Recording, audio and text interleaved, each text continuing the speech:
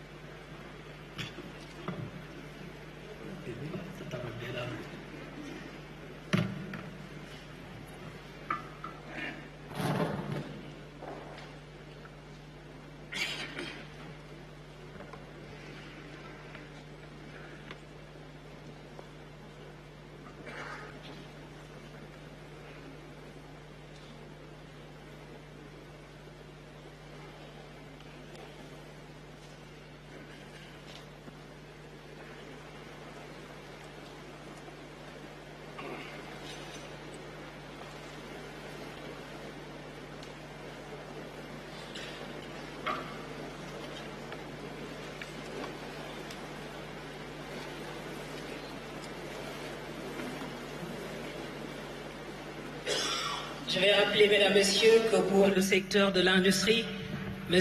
Amadou Sek prendra la parole au nom de ce secteur, Ousmane Sintiaï pour l'informel, M. Baidi Agne pour le patronat.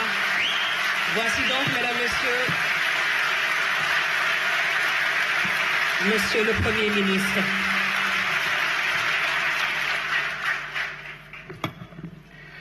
Excellence, Monsieur le Président de la République, Monsieur le Président de l'Assemblée nationale, Mesdames et Messieurs les ministres et secrétaires d'État,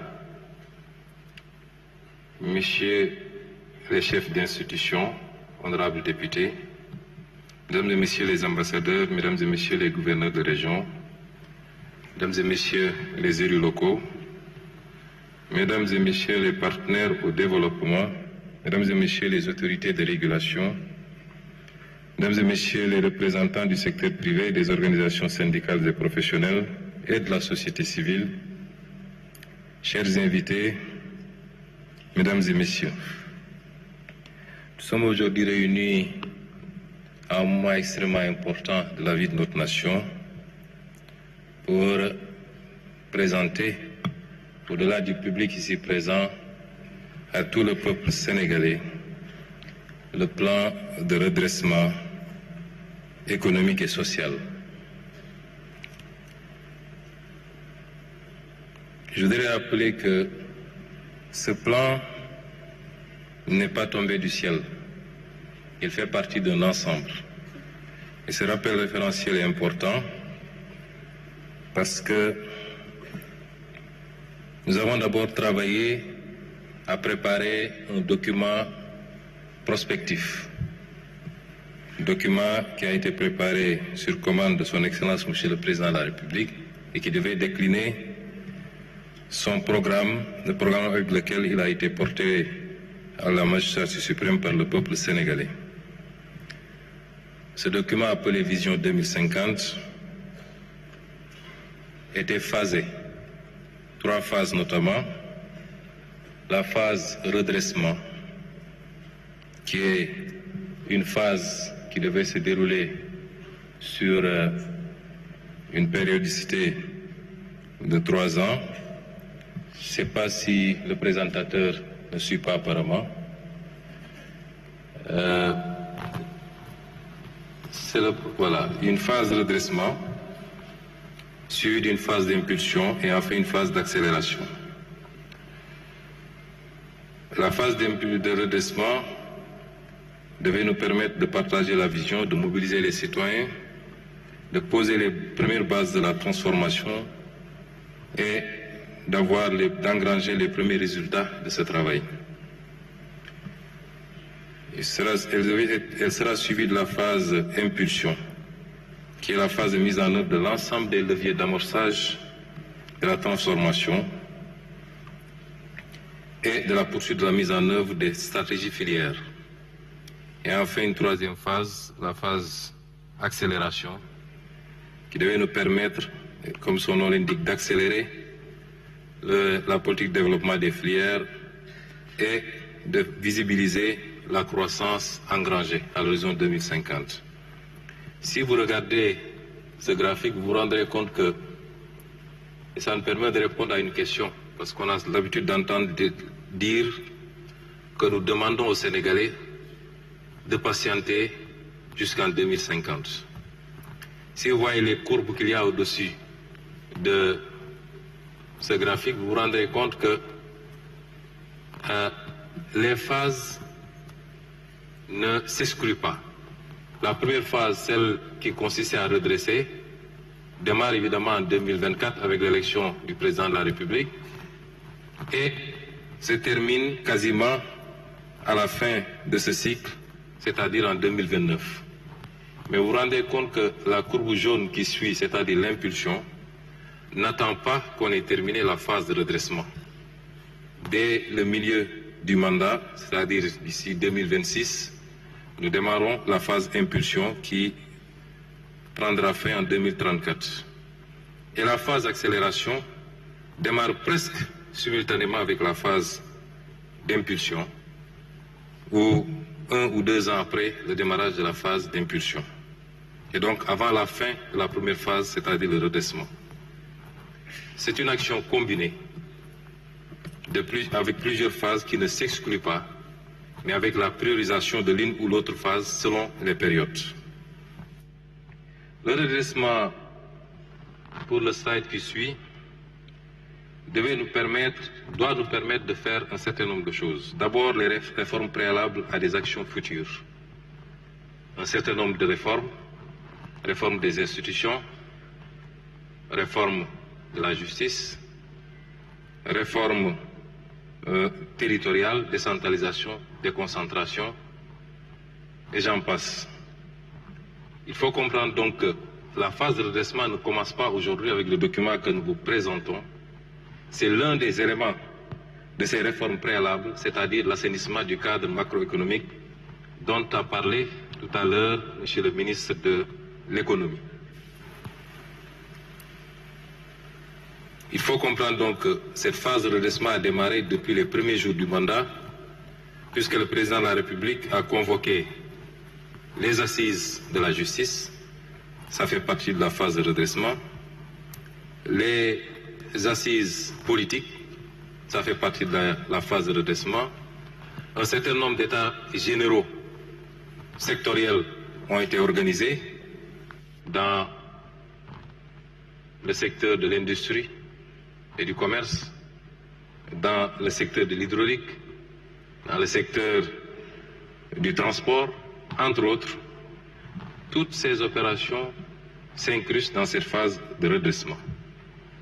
Et donc, vous pouvez situer l'opération, l'exercice d'aujourd'hui dans cette première partie, c'est-à-dire les réformes préalables à des actions futures, dans le sens qu'il concerne un des points, l'assainissement du cadre macroéconomique et l'impact de cet assainissement sur l'économie et sur le social. La deuxième phase, le deuxième élément de cette phase de redressement, c'est les réformes techniques qui préparent le terrain pour le développement d'autres services. Vous aurez dans ces réformes techniques les réformes sur le plan du numérique, par exemple. L'identité numérique unique est un élément important de cette phase. J'allais dire même tout ce qui a été conçu dans le New Deal technologique. Et la troisième phase, c'est la bonne gouvernance et la reddition des comptes. Je crois que sur le terrain de la bonne gouvernance, des actes substantiels ont été posés. Les derniers en date, c'est le paquet de projets de loi qui a été adopté avant-hier en Conseil des ministres portant sur la réforme de l'OFNAC, sur l'accès à l'information, sur la déclaration de patrimoine, entre autres, et sur la reddition des comptes. Le travail se poursuit méthodiquement dans le respect des règles de droit. L'objectif de cette première phase, c'est-à-dire la phase de redressement, de la vision 2050, c'est de tourner définitivement le braquet d'un modèle ancien vers un modèle nouveau, préalable à l'impulsion et à l'accélération, et ces réformes constitueront une des priorités du premier quinquennat. Nous avons toujours posé le débat en termes de système et non pas en termes d'hommes. Et un système, c'est beaucoup plus l'interaction de règles, d'attitudes, de comportements. Et les réformes que nous allons entamer dans cette phase de redressement nous permettront de tourner la page de ce système que nous avons souvent décrié pour en ouvrir une autre. Pourquoi maintenant un plan de redressement économique et social? Cela est lié à l'héritage qui nous a été légué. Nous savions tous que l'héritage n'allait pas être des plus légers. Durant tout le temps passé dans l'opposition, nous l'avons crié fort, nous l'avons dénoncé avec des arguments valables et nous étions même allés jusqu'à prévenir les Sénégalais des difficultés auxquelles il fallait s'attendre, quel que soit le régime qui remplacerait le défunt régime. Et aujourd'hui, les différents audits réalisés aboutissent à un constat sans appel.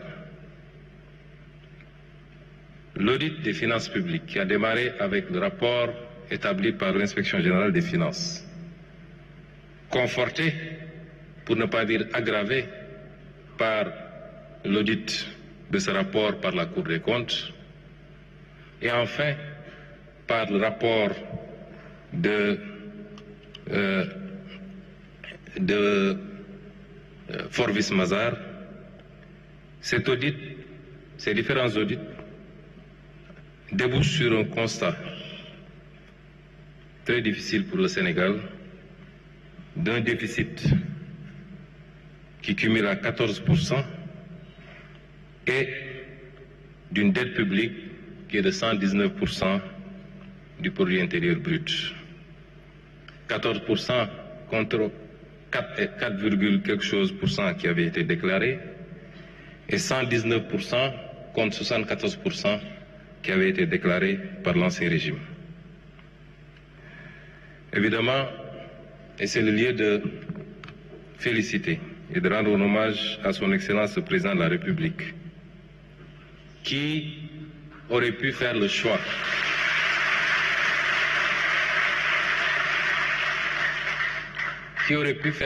de la dissimulation. Je me rappelle des rencontres tenues autour de lui au palais avec les différents ministres concernés, le ministre des Finances, le ministre du Budget, le ministre des Finances et du Budget, le ministre de l'Économie et le désormais ministre d'État chargé de l'agenda et un certain nombre de ses conseillers, des réunions qui nous avaient permis d'apprécier la gravité de la situation, mais surtout des conséquences de l'exercice de vérité, si on choisissait de dire la vérité. Nous en étions conscients. Et le président a dit, je ne voudrais pas démarrer mon mandat sur un mensonge, je ne voudrais pas le dérouler sur un mensonge et le conclure par un mensonge.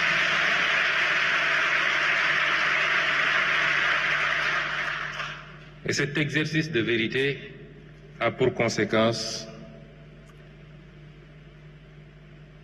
le respect difficile des engagements internationaux.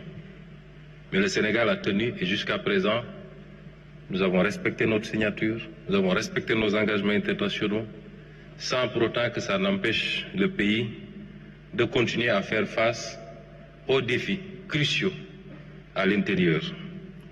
C'est le lieu ici également de féliciter et de rendre hommage au ministre des Finances et du Budget, à toutes ses équipes, au ministre de l'Économie, qui chaque jour déploie un trésor d'énergie pour faire face à nos engagements internes et extérieurs. L'autre conséquence, c'est des conditions de plus en plus difficiles de financement extérieur, sur le financement extérieur. Évidemment, notre signature s'est dégradée. Vous avez vu tous les conséquences en termes de notation du Sénégal. Et c'était une des conséquences auxquelles nous nous attendions quand le président a décidé de se livrer à cet exercice de vérité. Le défi du retour à l'orthodoxie budgétaire, notamment l'objectif de revenir à 3% de déficit dans moins de 2 ans, c'est-à-dire en 2027. Un pas important a été réalisé dès cette année, puisqu'aujourd'hui, on est à moins 8% de déficit dans la loi de finances rectificative du moins. Et donc, la moitié du chemin a été parcouru déjà. Et de revenir également à un niveau d'endettement raisonnable et respectueux des critères de convergence dans le cadre de l'espace UEMOA.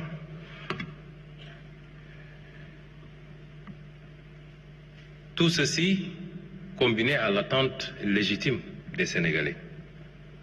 Nous sommes au XXIe siècle, les peuples sont devenus impatients. Les peuples n'attendent plus, les peuples veulent des résultats immédiats. Vous aurez beau leur expliquer la situation héritée. Évidemment, quand on hérite d'un legs, c'est avec son passif et son actif, et plus le passif est lourd, plus la capacité à relancer, à réaliser est compromise. Mais c'est une réalité, les peuples sont à bon droit et légitimement impatients.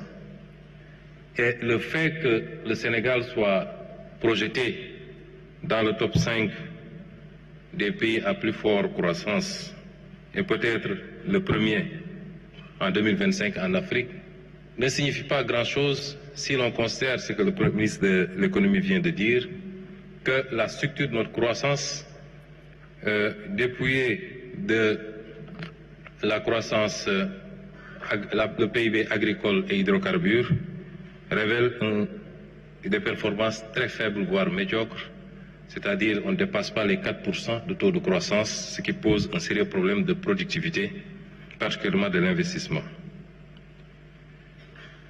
Voilà les raisons qui nous fondent à travailler à un sursaut, à essayer de trouver des solutions. Lesquelles solutions doivent être d'abord endogènes, doivent provenir de l'effort interne produit par les Sénégalais, pour eux-mêmes. Ce plan de redressement permettra de trouver de nouvelles sources endogènes. Et dans le tableau que je vais vous présenter tout à l'heure, nous détaillerons ces ressources endogènes. Il nous permettra de retrouver les équilibres budgétaires dont j'ai parlé tout à l'heure.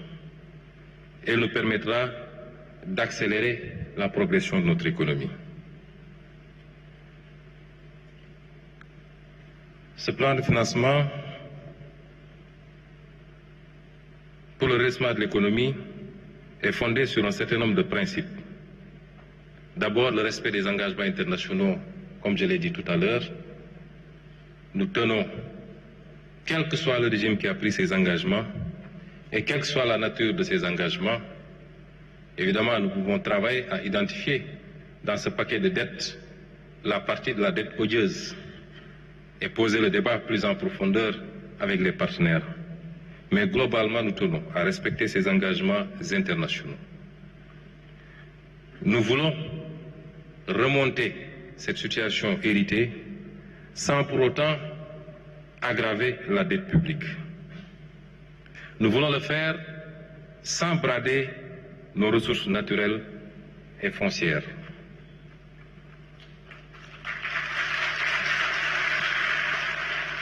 Nous voulons le faire dans une quête de souveraineté dans le secteur bancaire et particulièrement des banques à connotation publique.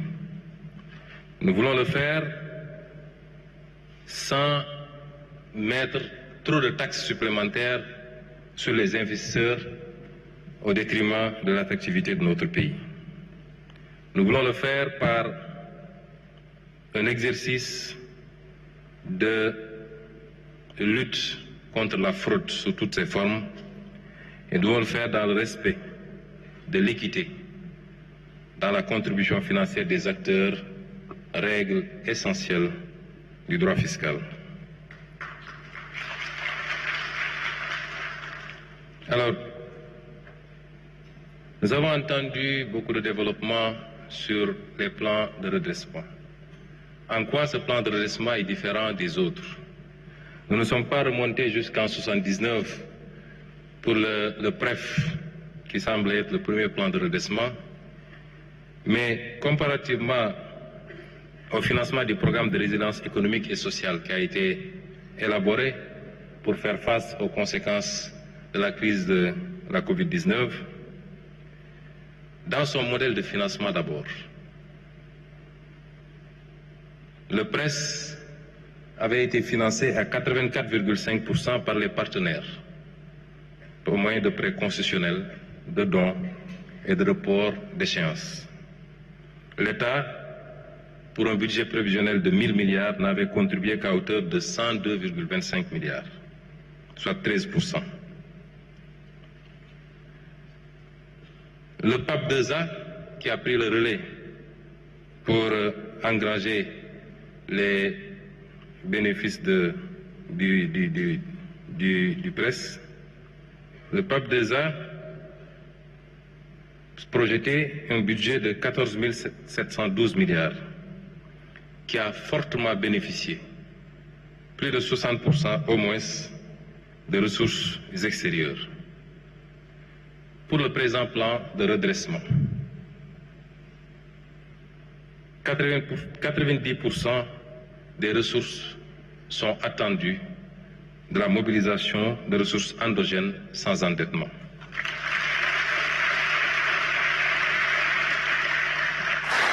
Nous ne solliciterons les partenaires extérieurs que pour la partie du recyclage des actifs que je présenterai tout à l'heure, mais tout en conservant la propriété de ces actifs, ou lors des appels publics à l'épargne sur le marché intérieur, où des résidents de la zone pourraient éventuellement contribuer.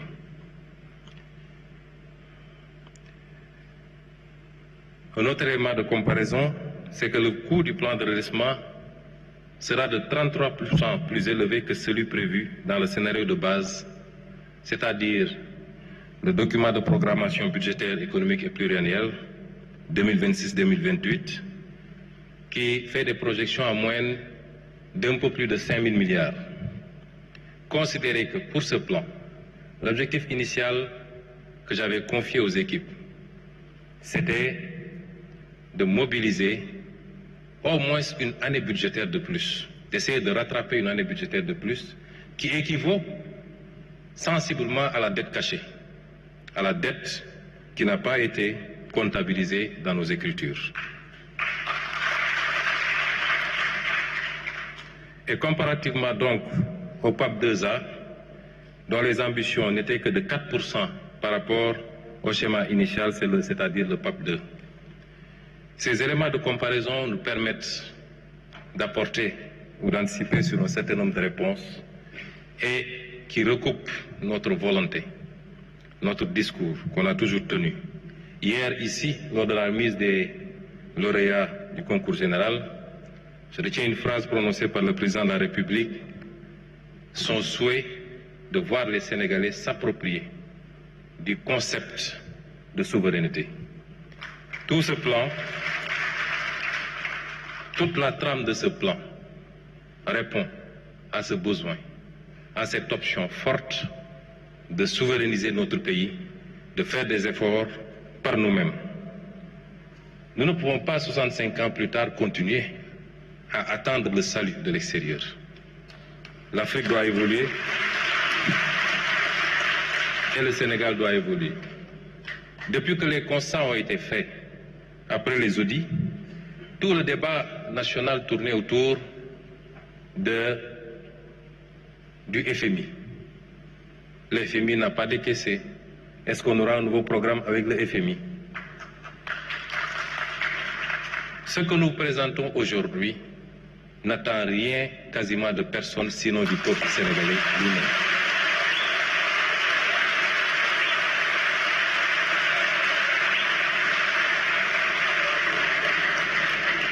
Et c'est fort de ces constats que nous avons sollicité et obtenu l'autorisation du président de la République pour mettre une équipe autour de nous à la primature, regroupant l'essentiel des ministères qui travaillent sur les domaines qui nous intéressaient pour la confection de ce plan de redressement.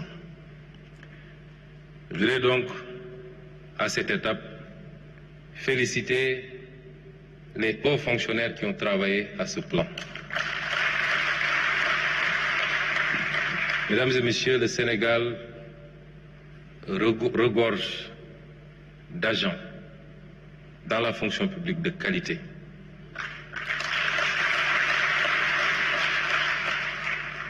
Ils nous l'ont démontré déjà lors de l'élaboration du référentiel qui a été fait avec l'expertise exclusivement sénégalaise, accompagnée par un cabinet privé sénégalais également.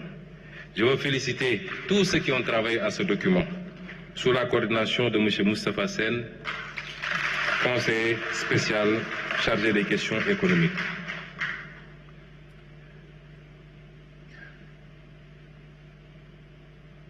Les chantiers de financement du plan tournent autour de 3. Le premier chantier, c'est la réduction maîtrisée de la dépense publique, du train de vie de l'État. Le second chantier, c'est la mobilisation des ressources domestiques. Et le troisième chantier, c'est le financement endogène complémentaire hors endettement. Pour l'optimisation de la dépense publique, nous avons travaillé d'abord à l'amélioration de la planification stratégique, notamment avec la mise en place des cadres de dépenses à moyen terme, des indicateurs de performance, l'élargissement du scoring matriciel des projets. Pour tous ces éléments, je vous aurais renvoyé à la mise en œuvre de la vision sous la coordination éclairée de M. Amin Lo, ministre d'État chargé de l'agenda, appuyé par le box de M. Birom Oloba. Il y a la digitalisation et l'optimisation également de la commande publique. L'introduction de mécanismes de modernisation de la commande publique, de plateformes digitales, mais également la rénovation des procédures d'exécution budgétaire sur lesquelles M. le ministre des Finances a beaucoup travaillé. Évidemment, pour ce qui est de la commande publique, des aspects importants comme la mise en place d'une centrale d'achat qui nous permettra de regrouper un certain nombre d'opérations, de rationaliser également les acquisitions, est un élément extrêmement important. Et enfin, la réduction de la taille de l'État, où les équipes ont travaillé à la fusion et à la suppression d'un certain nombre de structures, particulièrement des structures des agences d'exécution, mais également pour l'administration classique, un travail de resserrement va être fait. Le second axe, c'est la mobilisation des ressources domestiques. La mobilisation des ressources domestiques vise à aller chercher les niches, d'abord dans le secteur du numérique. Nous avons énormément de niches dans le secteur numérique, qui est le secteur en plein essor, mais qui jusque-là était sous-fiscalisé ou pas du tout fiscalisé dans beaucoup de ces aspects. Dans le tableau que je vais vous présenter tout à l'heure, je reviendrai sur le détail ligne par ligne. Il s'agit de la fiscalisation, par exemple, des jeux de hasard en ligne, comment on appelle ça, du mobile money, des transferts marchands également, et de beaucoup d'autres aspects comme ça, qui n'étaient pas suffisamment fiscalisés ou pas du tout fiscalisés quelque part. Il y a également l'optimisation des revenus du foncier. Chers amis, le foncier est un élément important de patrimoine. qu'il convient de fructifier en évitant le plus possible de céder. On peut l'utiliser comme levier financier et levier des fonds. Le foncier bâti comme le foncier non bâti. On peut l'utiliser également pour permettre l'accès aux droits, aux titres, contre paiement de sommes bien précises, ce qui permettrait à la fois d'engranger des recettes substantielles pour l'État, mais de sécuriser également la possession pour les citoyens. Les amendes et redevances, une longue liste a été établie pour renforcer les amendes et les redevances par rapport à certains types d'infractions, par exemple au code de la route et beaucoup d'autres infractions de ce genre, dont les conséquences sont incalculables en perte de vies humaines et en dégâts matériels. Le recyclage d'actifs, nous avons beaucoup d'actifs qui nous ont coûté extrêmement cher, qui justifient une bonne partie de la dette. Les actifs portuaires, aéroportuaires, autoroutières, ainsi de suite, qu'il convient de recycler, avec l'option pour nous, toujours, de garder la propriété. Nous avons la possibilité de la concession, nous avons la possibilité de l'ouverture du capital, comme nous avons la possibilité de la cession. Nous écartons pour le moment toute possibilité de céder, mais nous pouvons concéder la gestion, particulièrement au secteur privé, et nous souhaitons qu'il soit prioritairement national, avec un partage des gains sur les dividendes.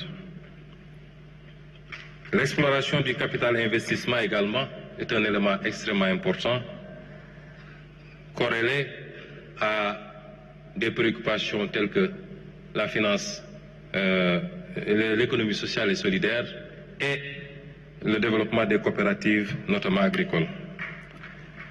La fiscalité environnementale qui, comme vous le savez, a un double objectif, à la fois dissuasif sur la pollution et donc environnementale, mais un objectif également de mobilisation de recettes, ce qu'on appelle la fiscalité verte et la fiscalité bleue sur la pollution et les différentes formes de pollution.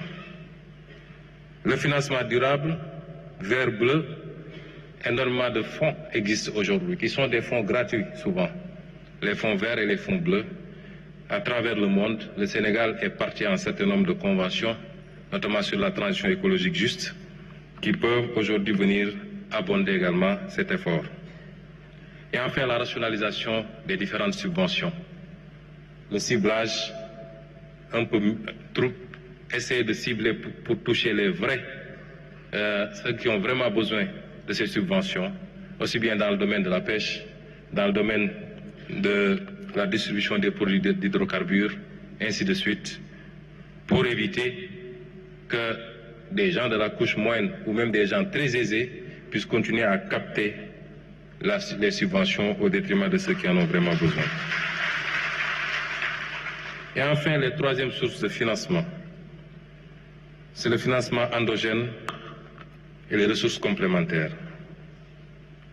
Je veux citer ici l'appel public à l'épargne dont nous usons de plus en plus pour mobiliser des ressources sur le marché intérieur en monnaie locale, parce que l'un des problèmes de notre dette aussi, c'est que nous empruntons à monnaie étrangère alors qu'on doit rembourser en monnaie locale.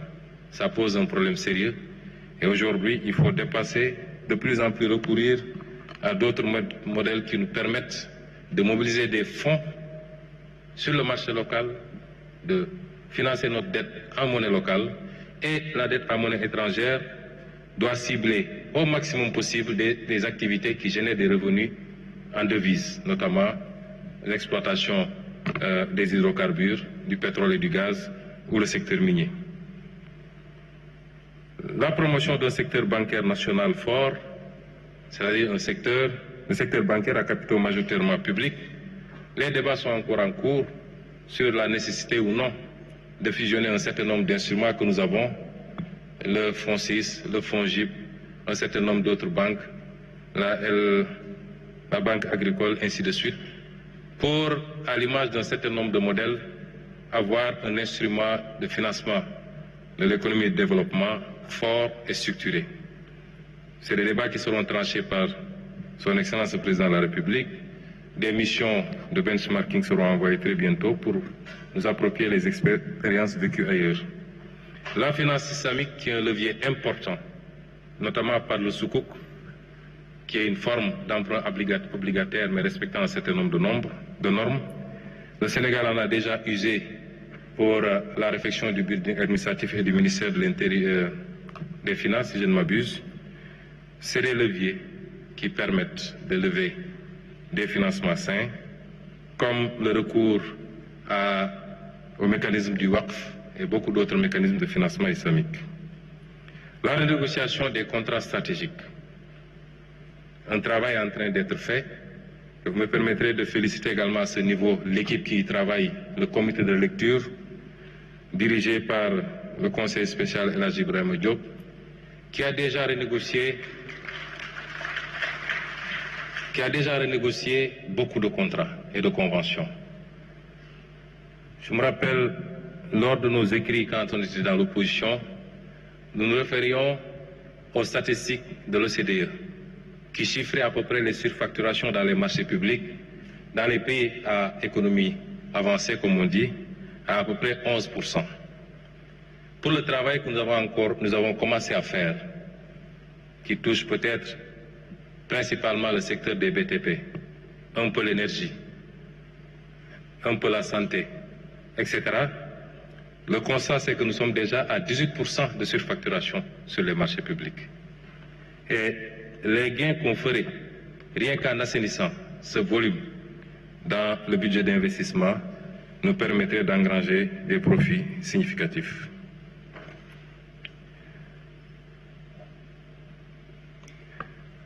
Je vous déroulerai tout à l'heure un tableau sur le détail des lignes de ressources,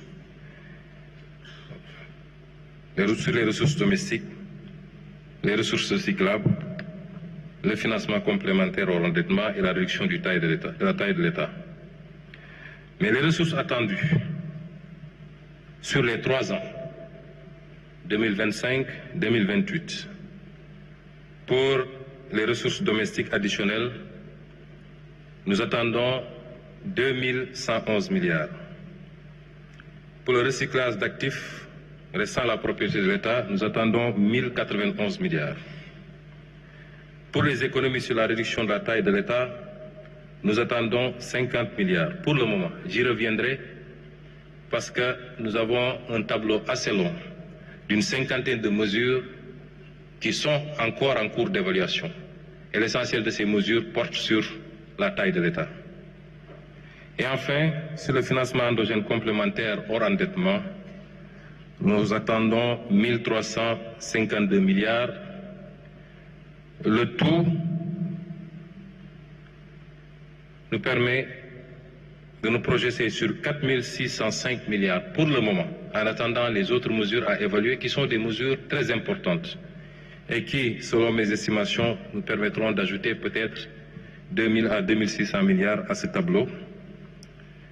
Et l'injection de ces ressources doit générer à peu près 1062 milliards de recettes fiscales, ce qui sera réparti sur les 3 années. La première année, 274 milliards, la deuxième, 444 milliards et la troisième année, 344 milliards. Ce qui nous donne un total de ressources projetées de 5667 milliards provisoirement.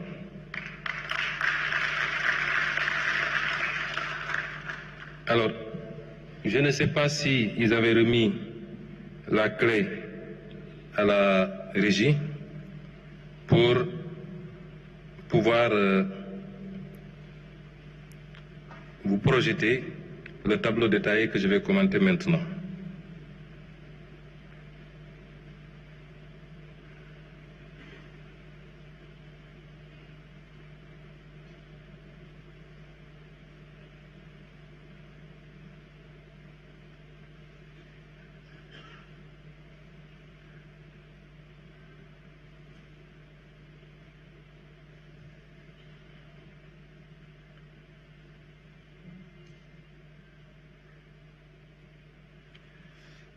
Pour les différentes rubriques, La synthèse des projections se décompose en mesures nouvelles et réalistes de génération de recettes publiques et leur potentiel budgétaire sur la période 2025-2028. Pour le financement endogène, je vous ai dit que le tableau, je vais citer pour chaque rubrique quelques lignes. Nous avons la ligne renforcement de la collecte des dividendes des entités publiques, sur laquelle nous attendons 27 milliards. Le Sénégal, en tout cas l'État, a été assez négligent dans le suivi de son portefeuille et de la collecte des dividendes dans toutes ses participations.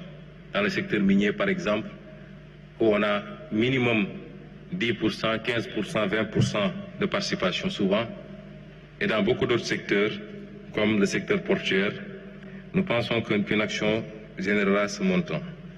Pour la renégociation des contrats stratégiques, nous nous projetons sur 884 milliards. Un travail consistant à corriger les déséquilibres constatés dans les conventions minières, pétrolières et industrielles, telles que les cimenteries, notamment en matière de redevances de fiscalité et de production déclarée. Elle inclut également le recouvrement des amendes issues des audits métrologiques et fiscaux. Pour la mobilisation de l'épargne nationale et de la diaspora, l'objectif c'est de capter les flux d'épargne disponibles sur le territoire national et auprès de la diaspora à travers la création de véhicules d'investissement. Il ne s'agit pas de dire aux gens de donner leur argent de manière philanthropique, mais de les intéresser à un certain nombre de projets structurants sur lesquels ils peuvent investir avec retour d'investissement. Nous nous projetons sur 135 milliards.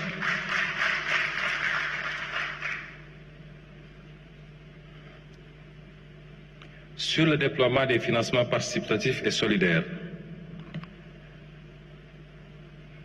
le WACF, les instruments tels que le Soukouk et les plateformes de crowdfunding, nous projetons 300 milliards. Pour l'approvisionnement gaz par GTA, un élément extrêmement important. Parce qu'aujourd'hui, les contrats de recherche et de partage de production autorisent le Sénégal à notifier ses besoins au plus tard le 1er octobre pour l'approvisionnement de son marché local.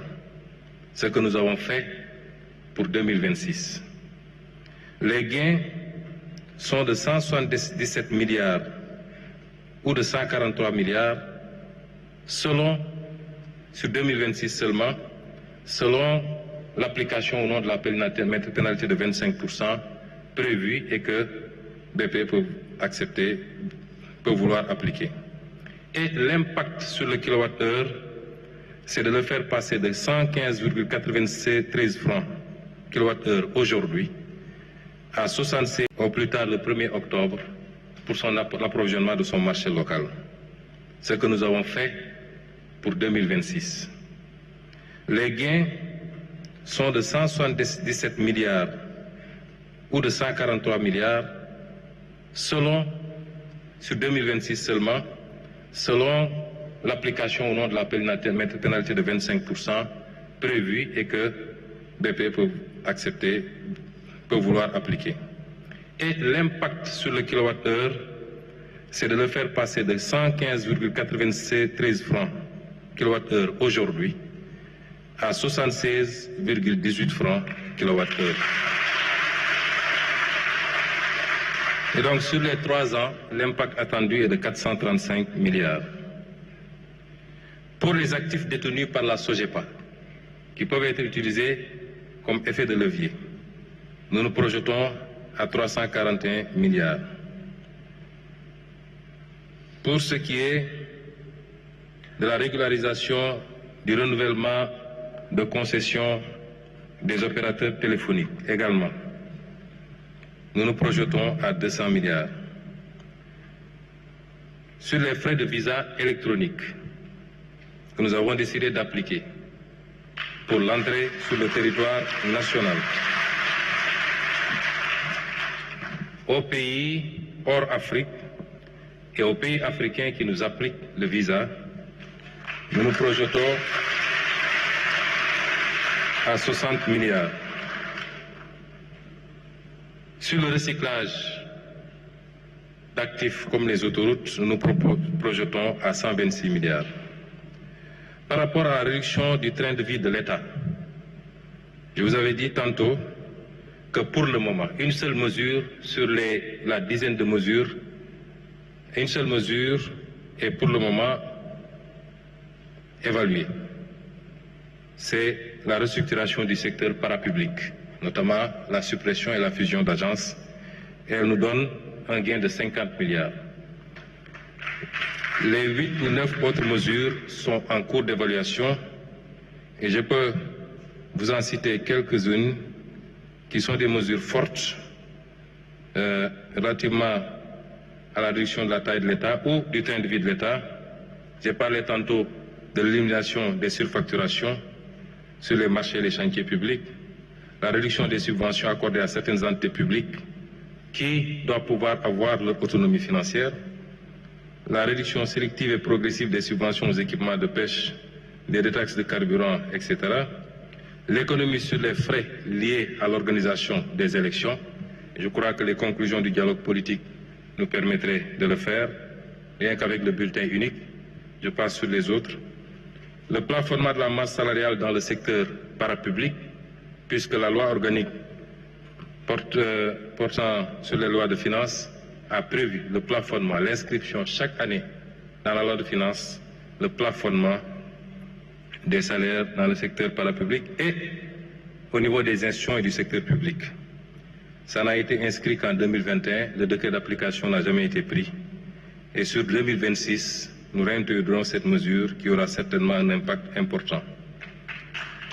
La réduction de la fréquence et du coût des missions à l'étranger, la mise en place de la centrale d'achat, la réduction des charges locatives d'eau et d'électricité de l'administration, l'optimisation de la réforme sur les véhicules de l'administration, la lutte contre les pertes techniques même de la Sénélec qui sont évaluées à 90 milliards quand même. C'est autant de mesures qui vont venir abonder cette rubrique et certainement nous permettre de faire des économies extrêmement plus substantielles sur le train de vie de l'État.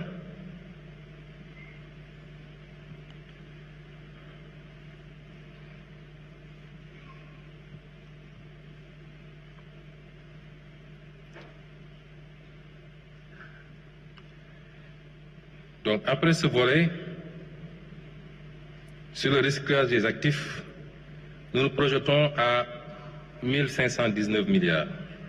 J'ai parlé des actifs détenus par CGA, par SOGEPA. La possibilité d'une cession partielle du sud de l'ancienne base militaire française de Rufisque, si le président de la République l'autorise, ce qui ne semble pas être le cas pour le moment, avec un veto fort des forces armées. Sur la zone économique de Diass, où un modèle d'aménagement et de mise en location ou de cession partielle peut être envisagé, où nous escomptons 215 milliards. La régularisation de conventions des opérateurs, j'en ai parlé, et le site de Dantec où il y a encore 3 hectares que le Francis envisage de gérer pour générer 126 milliards. Pas en termes de cession, une fois de plus. Pour la mobilisation des ressources domestiques, nous envisageons avec la mise en concession ou vente partielle de terrains viabilisés des zones à fort potentiel économique.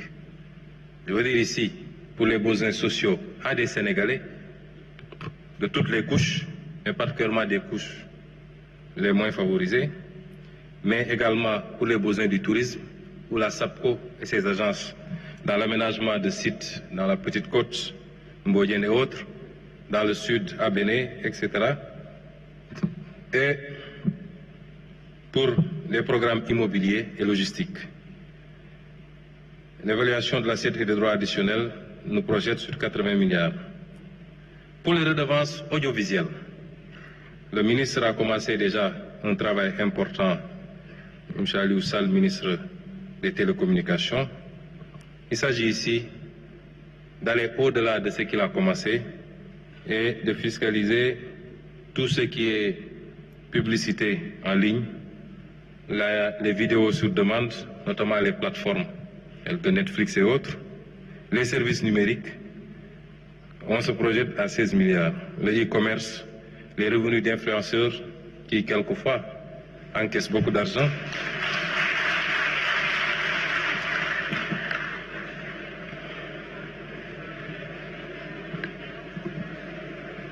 La taxation du mobile money.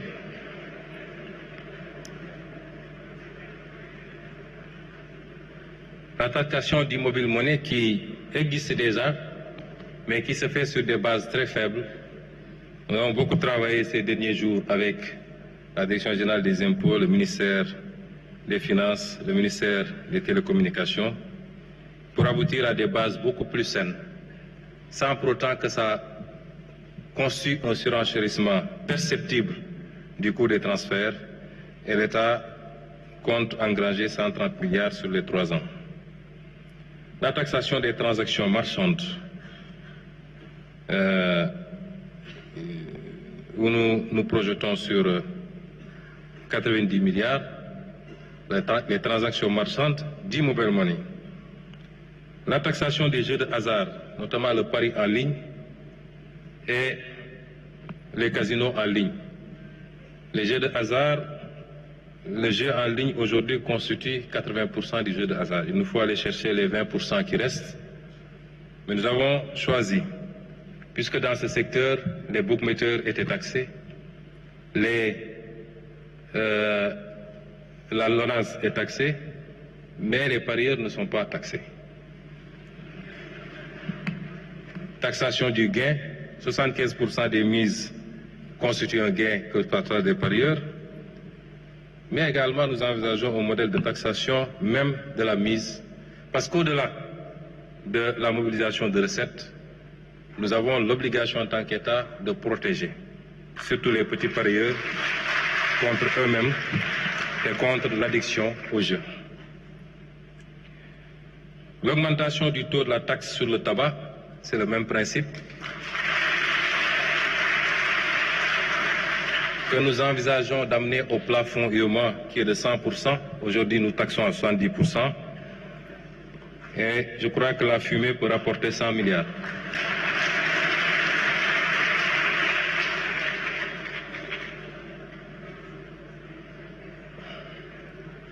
Le relèvement de l'âge limite d'importation des véhicules de tourisme. C'est une forte demande de la diaspora. Ils seront satisfaits aussi bien pour les véhicules utilitaires, 8 à 10 ans, les véhicules supérieurs à 3 tonnes 500, 10 à 15 ans, et la généralisation des droits d'accès sur les véhicules de transport et de marchandises. Ces 3 mesures doivent pouvoir rapporter un peu plus de 100 milliards.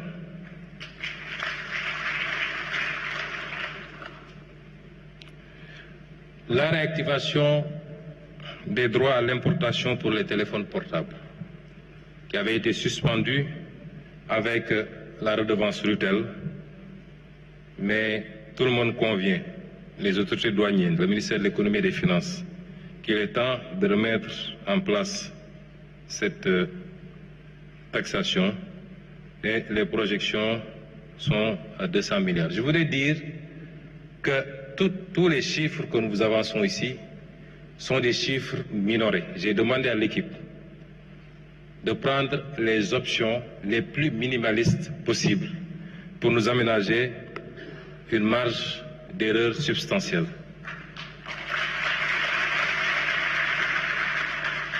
La mise en place d'un programme de marquage fiscal qui permet de lutter évidemment contre la fraude sur les quantités, mais également de garantir un peu la qualité de la consommation.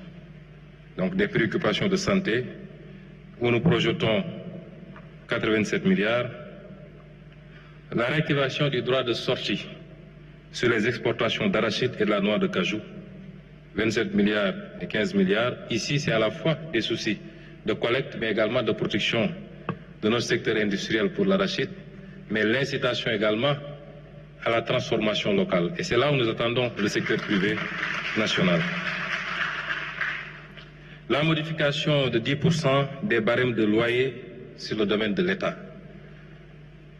L'État donne des baux, mais nous constatons que les taux contenus dans les barèmes sont extrêmement faibles et n'ont pas été révisés depuis 2011, si ma mémoire ne fourche pas.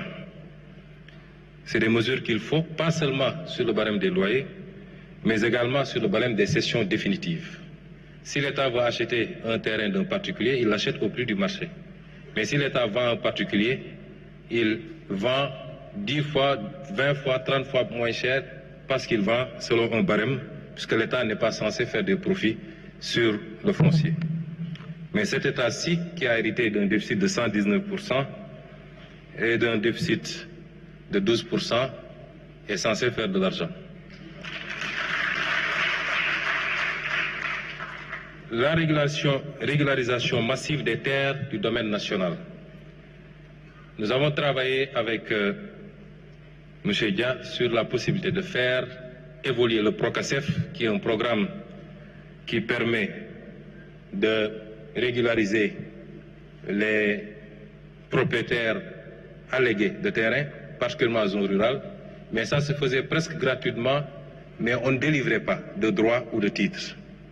L'instruction, c'est d'aller vers la délivrance de droits et de titres pour sécuriser les propriétés et permettre à ces gens-là non seulement de pouvoir sécuriser, mais de pouvoir même avoir un levier pour faire prévaloir auprès des banques pour lever des fonds utiles à leur activité. Donc, la mise en concession de terrains viabilisés dans des zones à fort potentiel économique. Et enfin, l'introduction d'une fiscalité verte et bleue par l'instauration d'une taxe carbone, d'une surtaxe sur les véhicules anciens à forte émission de CO2, ainsi qu'une éco-contribution sur certains produits importés, où nous escomptons 306 milliards. Ça, c'est les recettes fiscales attendues de l'injonction des ressources. Ça, c'est les ressources du moins, et les recettes fiscales attendues, je vous l'ai dit, c'est 1062 milliards. Et au total, l'ensemble des ressources s'élèveront à 5667 milliards provisoirement, en attendant de continuer l'évaluation des autres mesures qui sont tout aussi importantes. Parmi ces mesures, je peux vous en citer quelques-unes qui sont des leviers importants. Il y a le recours aux ressources longues qui nous permettra de lever des fonds en monnaie locale. C'est le cas des fonds de pension, les consignations, le capital assurance. L'objectif ici, c'est de remplacer la dette par l'equity et d'avoir plus de marge, puisque c'est des ressources longues. La révision du mode d'indexation de la prime fixe sur l'électricité, l'imposition d'une amende forfaitaire aux propriétaires d'immeubles n'ayant pas respecté la réglementation en matière de construction, notamment les ascenseurs, les parkings et autres, l'application effective des taxes sur les nouvelles conventions de pré-projet, puisque les montants sont libellés tout le temps en TTC.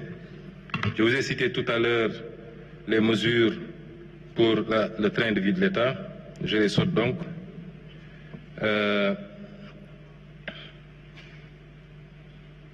Je vais sauter, je vous donne quelques échantillons.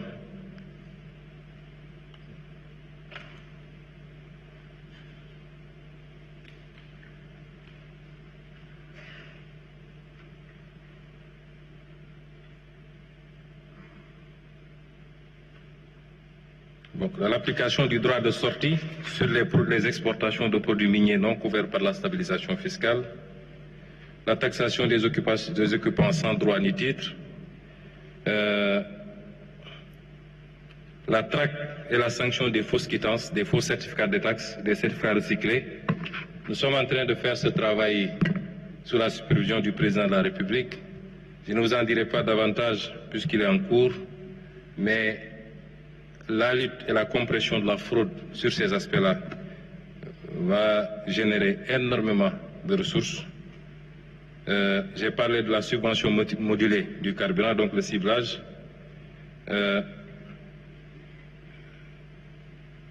Et j'en passe et j'en passe. Il y a à peu près 37 mesures qui sont encore en cours d'évaluation et sur lesquelles nous comptons encore engranger pour dépasser largement les prévisions. L'exercice auquel nous nous livrons n'est pas seulement un exercice conjoncturel. C'est vrai, il y a une situation qui l'exige. Ça ne nous a pas été imposé de l'extérieur pour une fois. C'est souverainement qu'on a décidé de le faire. Mais au-delà de cette situation conjoncturelle, cet exercice nous permet de répondre à une des positions que nous avons toujours défendues. C'est que nous avons la capacité de faire évoluer de manière substantielle notre budget. Nous avons toujours dit que nous n'avons pas exploré peut-être le tiers de nos capacités. Ce qu'il faut retenir aujourd'hui, c'est que l'instauration de ces mesures et leur prolongement au-delà de ce délai de 3 mois doit nous permettre de hisser substantiellement le budget de l'État du Sénégal et d'offrir plus de possibilités à l'État de répondre aux préoccupations des Sénégalais. Pour revenir au PowerPoint, Monsieur le technicien, je voudrais parler maintenant des axes du plan de redressement.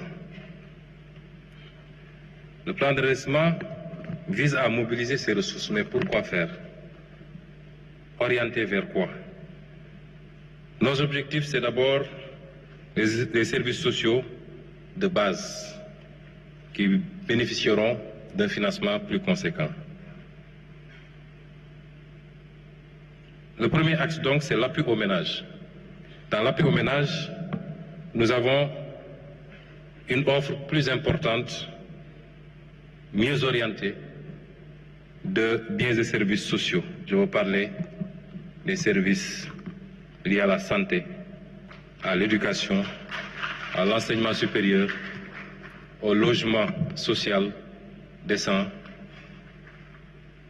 à l'accès à l'électricité et à l'eau, particulièrement dans le monde rural. C'est également l'obtention des titres de propriété facilités pour sécuriser les ménages. Et c'est les aides aux ménages pauvres, notamment la bourse de sécurité familiale, qui sera renforcée.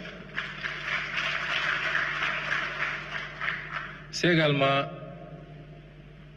une des préoccupations essentielles du président de la République et de mon gouvernement, c'est continuer à rendre le coût de la vie abordable pour nos concitoyens. Par l'approvisionnement, un meilleur approvisionnement du marché et éventuellement une baisse des prix des denrées.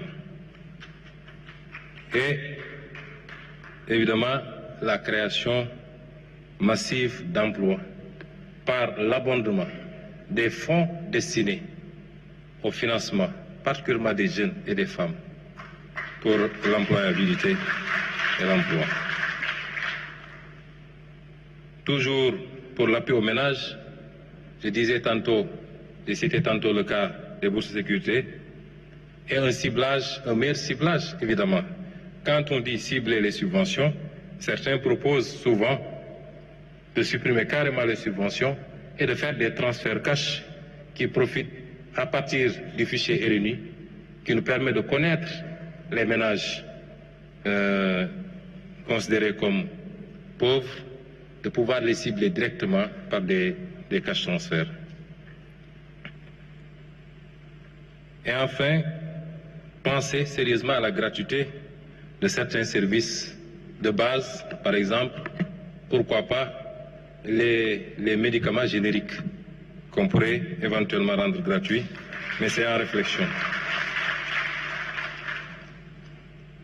Pour le second point, c'est le soutien au secteur privé national et la libération des énergies créatives.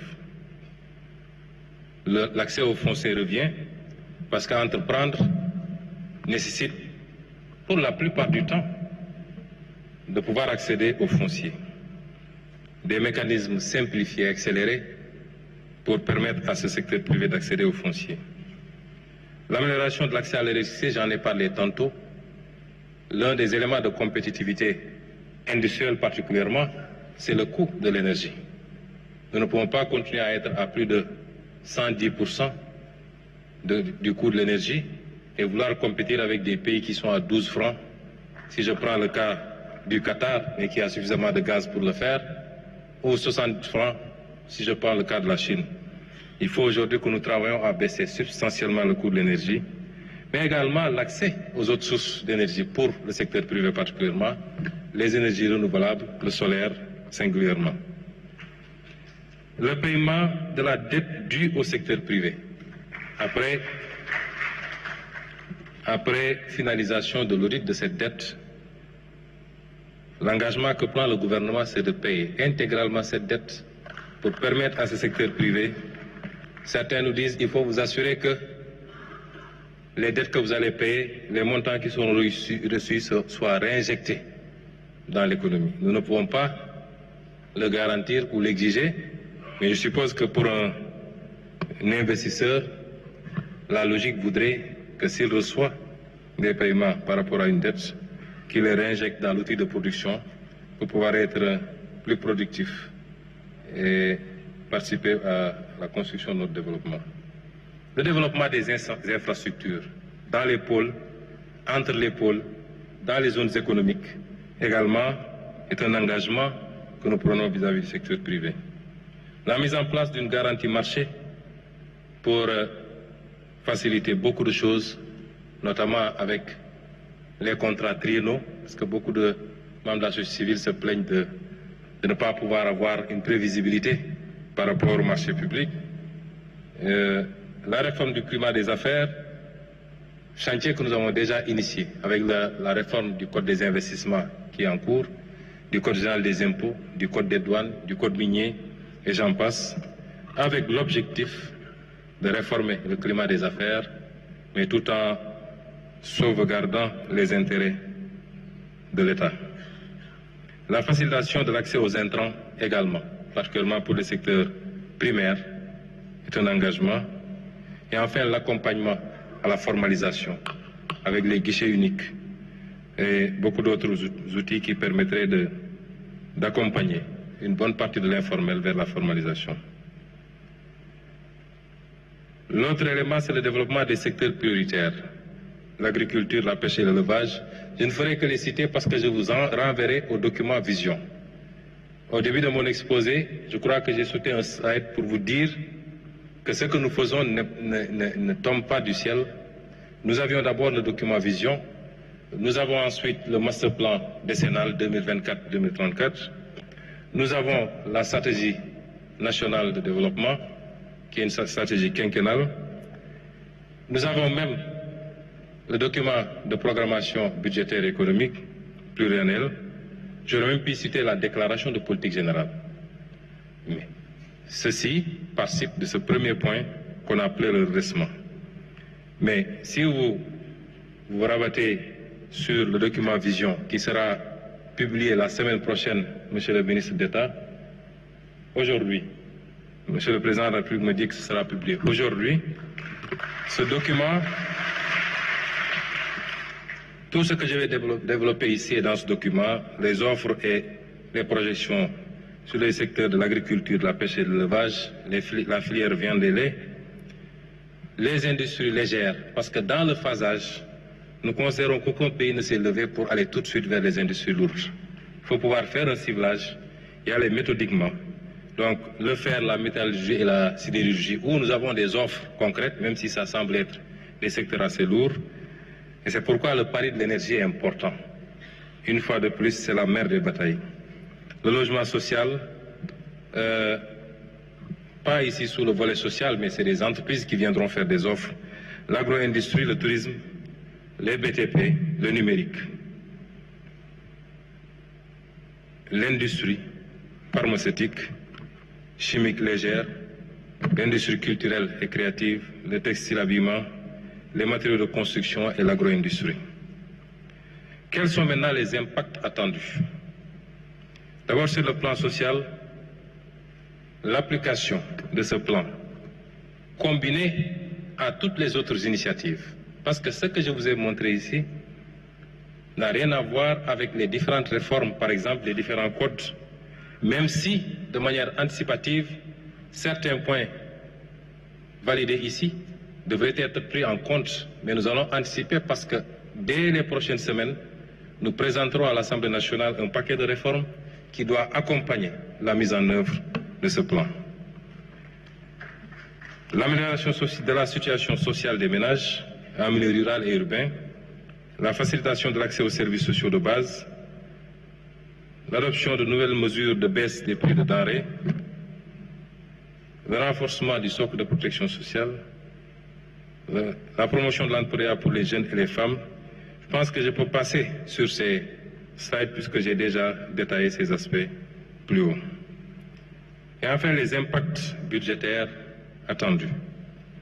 C'est que ces ressources que nous voulons mobiliser conforteront la position de l'État par rapport à nos ambitions de souveraineté.